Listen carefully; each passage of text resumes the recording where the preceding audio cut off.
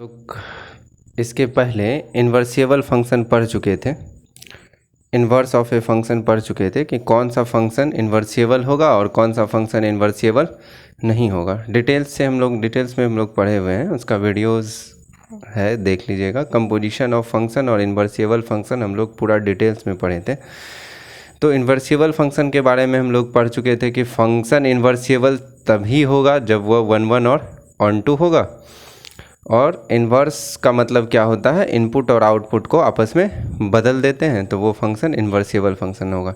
आज हम लोग इसका क्वेश्चंस देखते हैं कि इन्वर्सिबल फंक्शन, कौन सा फंक्शन इन्वर्सिबल है और उसका इन्वर्स क्या होगा। तो चलिए देखते हैं। पहला क्वेश्चन हम लोग देखते हैं। मान लीजिए एक फंक्शन दिया हुआ है f such that n to r, f such that n to r, और फंक्शन दिया हुआ है f(x) equals to x square.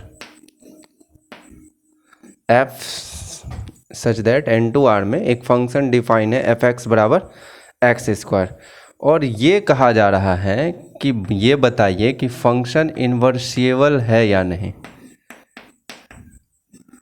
Function is इन्वर्सिबल और नॉट। फंक्शन इन्वर्सिबल व्युत्क्रमणीय है या नहीं, इस बात को देखना। तो देखिए, इसको देखने का बहुत सारा तरीका है। या तो हम लोग देख सकते हैं सबसे पहले कि फंक्शन 1 1 और ऑन टू है या नहीं। फंक्शन 1 1 और ऑन टू है या नहीं, तो यदि फंक्शन 1 1 और ऑन टू होगा तभी वो इन्वर्सिबल होगा, अदरवाइज इन्वर्सिबल नहीं होगा। यदि फंक्शन 1 1 और ऑन टू यदि फंक्शन 1 1 और ऑन टू होगा तभी इन्वर्सिबल होगा, 1 1 ऑन टू नहीं होगा तो इन्वर्सिबल नहीं होगा। तो इसका इनपुट और आउटपुट हम लोग देखते हैं। तो f n to r का मतलब क्या हो जाता है, आराम से देखिए। f n to r, f such that n to r, मतलब इस फंक्शन का डोमेन जो है वो n है। इस फंक्शन का डोमेन n है, कोडोमेन r है, कोडोमेन r है। फंक्शन का डोमेन जो है वो नेचुरल नंबर है और कोडोमेन रियल नंबर है। अब बताइए, f(x) equals to x square है, function f(x) equals to x square है। नेचुरल नंबर इनपुट डालते हैं, x के जगह आप 1 पुट कीजिएगा तो 1 का स्क्वायर क्या हो जाएगा, 1 का स्क्वायर 1 हो जाएगा। x के जगह 2 पुट कीजिएगा तो 2 का स्क्वायर क्या हो जाएगा, 4 हो जाएगा। 3 पुट कीजिएगा तो 3 का स्क्वायर क्या हो जाएगा, 9 हो जाएगा। तो यहाँ से एक बात तो पता चल रहा है कि एक इनपुट का सिर्फ और सिर्फ एक output, 1 input 1 output, 1 input 1 output, 1 input 1 output. तो फंक्शन, इसको हम लोग कैसा फंक्शन नाम देंगे, 1 1 फंक्शन। इस फंक्शन को हम लोग कैसा फंक्शन नाम देंगे, 1 1 फंक्शन। अब रहा बात कि फंक्शन ऑन टू है या इन टू है। फंक्शन क्या है, ऑन टू है या इन टू है। तो ध्यान से देखिए, इसका जो आउटपुट है, रेंज जिसको कह रहे हैं आप, इसका रेंज क्या है, नेचुरल नंबर का स्क्वायर। इसका रेंज क्या है, इस फंक्शन का रेंज क्या आ रहा है, स्क्वायर ऑफ नेचुरल नंबर्स। इस फंक्शन का रेंज आ रहा है स्क्वायर ऑफ n, कह सकते हैं, स्क्वायर ऑफ नेचुरल नंबर्स आ रहा है। बट कोडोमेन क्या कह रहा है, कोडोमेन कह रहा है कि रियल नंबर। कोडोमेन क्या कह रहा है, रियल नंबर। रियल नंबर का मतलब प्लस वाला भी आएगा, माइनस वाला भी आएगा। तो इसका मतलब क्या है, रेंज और कोडोमेन बराबर नहीं है। रेंज जो है वो सबसेट है किसका, कोडोमेन का।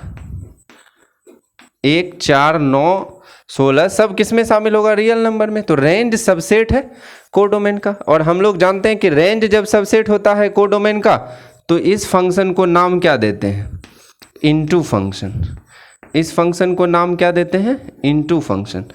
तो आपका फंक्शन जो है वो कैसा फंक्शन है, 1 1 और इनटू। इस फंक्शन का नाम क्या क्या है, 1 1 फंक्शन और इनटू फंक्शन। तो जब फंक्शन 1 1 और इनटू है, 1 1 और ऑन टू नहीं है, बाइजेक्टिव नहीं है, तो इसका मतलब क्या, सीधा सीधा बात है कि ये फंक्शन इन्वर्सिएबल नहीं है, तो फंक्शन इज नॉट इन्वर्सिएबल। तो इस तरह से हम लोग चेक करते हैं कि फंक्शन इन्वर्सिएबल है या नहीं है।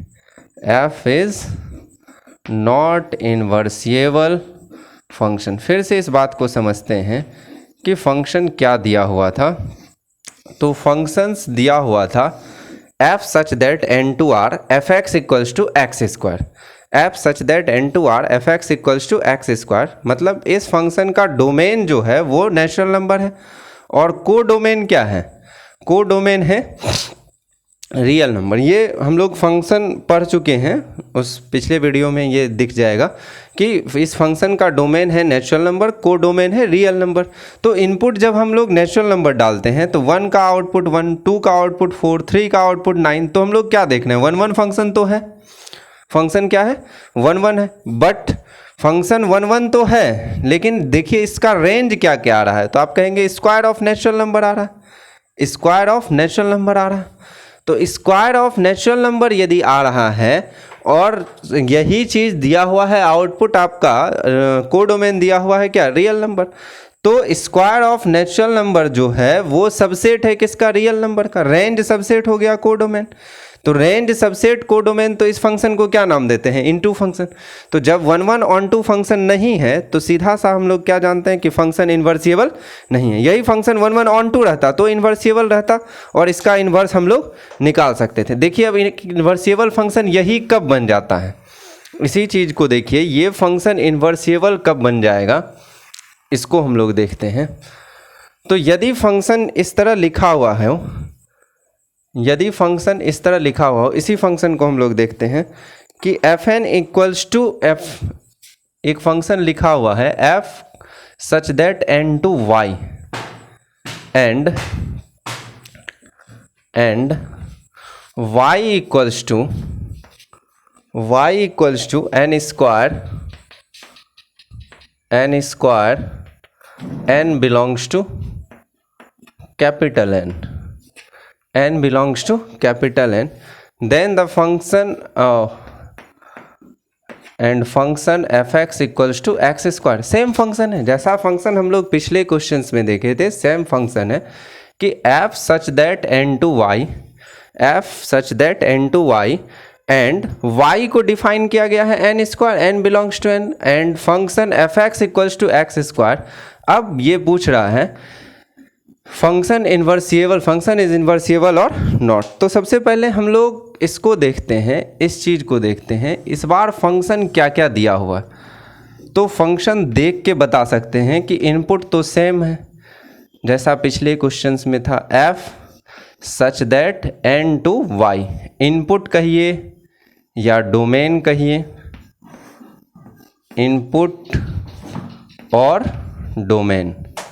इस फंक्शन का इनपुट और डोमेन क्या है, नेचुरल नंबर है। आउटपुट और को डोमेन कहिए, आउटपुट और को डोमेन। को डोमेन का मतलब क्या होता है, सेट बी, सेट बी कह सकते हैं को डोमेन।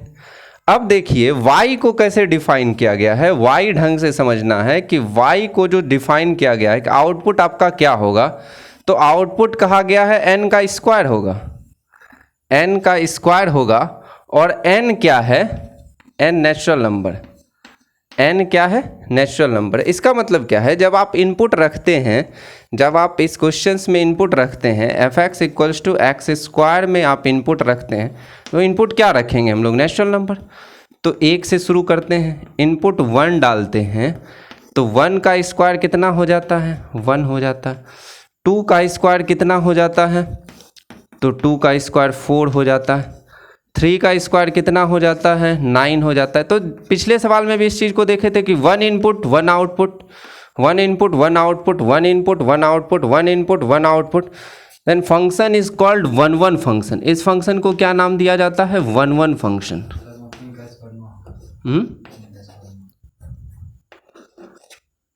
इस फंक्शन को क्या नाम दिया जाता है, 1 1 फंक्शन। तो ये है आपका 1 1 फंक्शन हो गया। अब ये देखना है कि फंक्शन ऑन टू है या इन टू है। इस फंक्शन को देखना है कि फंक्शन ऑन टू है या इन टू है। तो आइए इसके आउटपुट के बारे में, कोडोमेन को हम लोग पहले देखते हैं। कोडोमेन क्या है? तो कोडोमेन n का स्क्वायर है। कोडोमेन क्या है? कोडोमेन n का स्क्वायर। n क्या है? Natural number. तो सीधा सा बात समझिए, हम लोग इनपुट क्या डाल रहे हैं?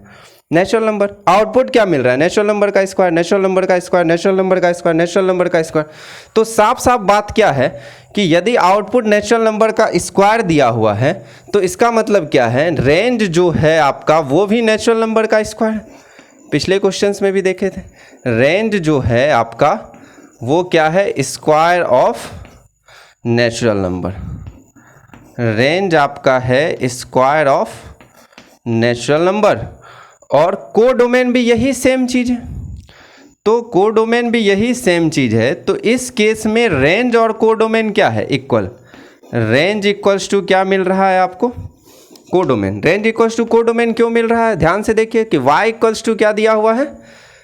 n का स्क्वायर। y इक्वल्स टू क्या दिया हुआ है? n का स्क्वायर। n बिलोंग्स टू क्या है? n है। मतलब यदि आप इनपुट n रखते हैं तो आउटपुट n का स्क्वायर मिल रहा है, तो n ही रखना है, इनपुट n ही रखना है और आउटपुट n का स्क्वायर। तो रेंज और कोडोमेन आपस में क्या है? इक्वल है। तो जब रेंज और कोडोमेन आपस में इक्वल हो तो इस फंक्शन को क्या नाम दिया जाता है? Onto function. इस फंक्शन को हम लोग क्या कह सकते हैं? Onto function. तो फंक्शन देखिए 1 भी है और ऑन टू भी है, दोनों फंक्शन। फंक्शन 1 भी है और ऑन टू भी है। तो जब फंक्शन 1 और ऑन टू दोनों है तो इसको हम लोग कैसा फंक्शन नाम देते हैं? फंक्शन 1 और ऑन टू दोनों है, इसलिए f invertible function. Then f is invertible function. Function 1 और ऑन टू दोनों है तो हम लोग क्या बोलेंगे? f कैसा फंक्शन है? इन्वर्सिएबल फंक्शन। अब इन्वर्सिएबल फंक्शन यदि है तो इसका इन्वर्स हम लोग कैसे निकालें? तो इन्वर्सिएबल फंक्शन हम लोग देख लिए कि 1 ऑन टू है तो इन्वर्सिएबल फंक्शन है। अब इसका इन्वर्स, अब इन्वर्सिएबल फंक्शन कैसे है इसको हम लोग देख लेते हैं। तो फंक्शन क्या दिया हुआ है? f(x) equals to x square. तो देखिए इनपुट और आउटपुट को जब आपस में बदला जाता है तो इसी को इन्वर्सिएबल फंक्शन कहा जाता है। तो f(x) जो है इसको हम लोग क्या कहते हैं? y कहते हैं। तो y इक्वल्स टू क्या हो जाता है? X square. तो x इक्वल्स टू क्या हो जाएगा? Root y। x equals to क्या हो जाएगा? Root y। इसलिए invertible function f inverse x equals to क्या हो गया? Root x। यही क्या होता है? इसका इन्वर्स।